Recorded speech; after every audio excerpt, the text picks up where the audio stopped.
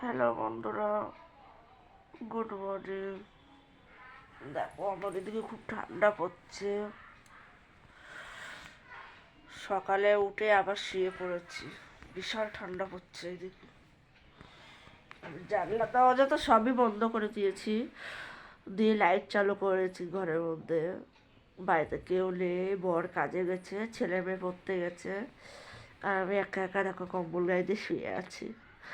তো ভাবলাম তাহলে একটু বন্ধুদের সাথে একটু করে শেয়ার করি কিছু কথা।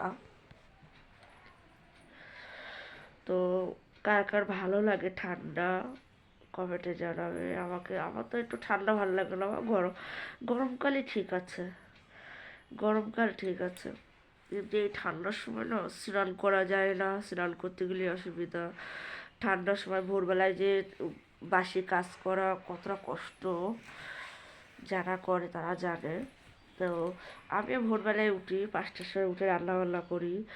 তো আজকে আমার বরের কাজ বেশি দূর না, সামনে আমার বর কাজ করছে, ওর জন্য খেতে আসবে।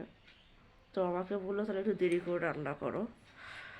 তো দেখো এখন 9:30 বাজে, তাও কি ঠান্ডা বাইরে।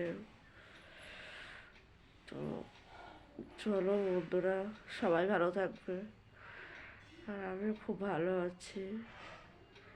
তো চলো, বাই, সবাই ভালো থাকবে।